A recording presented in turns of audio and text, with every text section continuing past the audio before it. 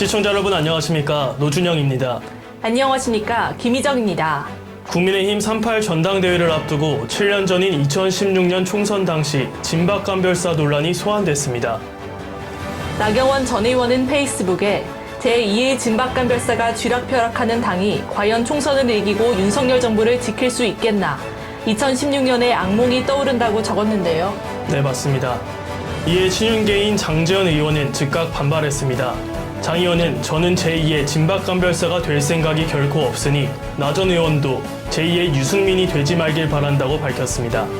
당내에선 친윤계와 비윤계의 갈등이 날로 심화할 경우 이번 전당대회와 내년 총선에서도 2016년 공천 파동의 전철을 밟을 수 있다는 우려가 적지 않습니다.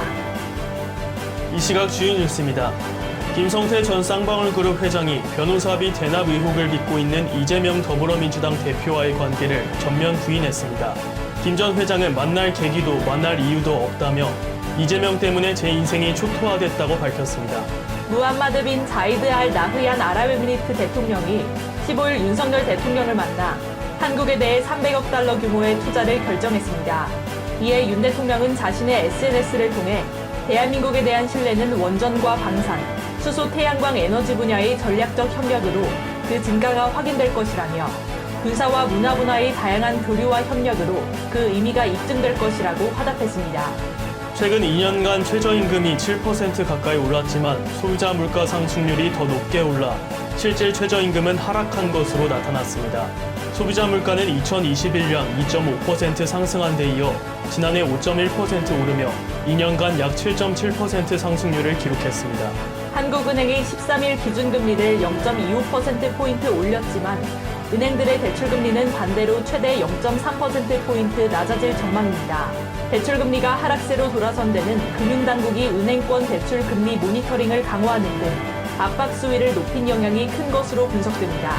서울시가 설 당일인 22일과 23일 이틀간 서울 지하철과 버스를 다음날 오전 2시까지 연장 운행합니다. 시내버스도 같은 기간 기차역 터미널 정류소에서 종점 방향 막차가 다음날 오전 2시에 통과되도록 배차 시간을 조정합니다.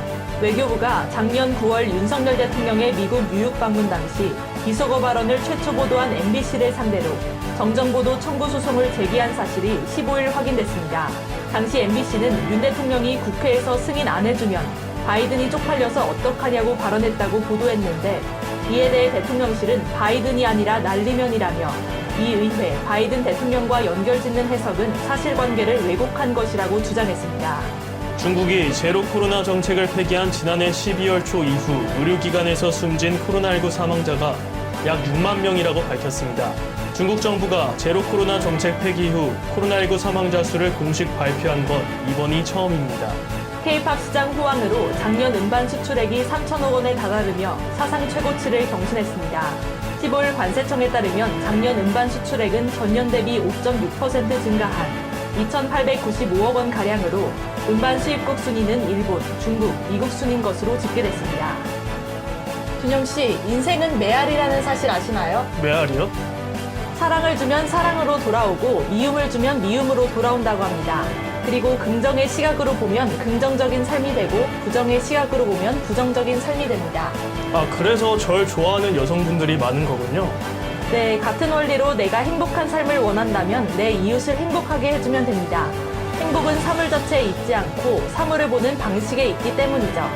사람은 항상 행복하진 않아도 행복한 일은 항상 있습니다. 행복한 일을 발견하는 것이 행복의 비결이라고 볼 수 있습니다. 네, 저도 오늘 하루 꼭꼭 숨겨진 행복을 잘 찾아봐야겠습니다. 이 시각 주요 뉴스였습니다. 구독과 좋아요를 눌러주시면 더 좋은 뉴스로 보답하겠습니다. 지금까지 노준영, 김희정이었습니다.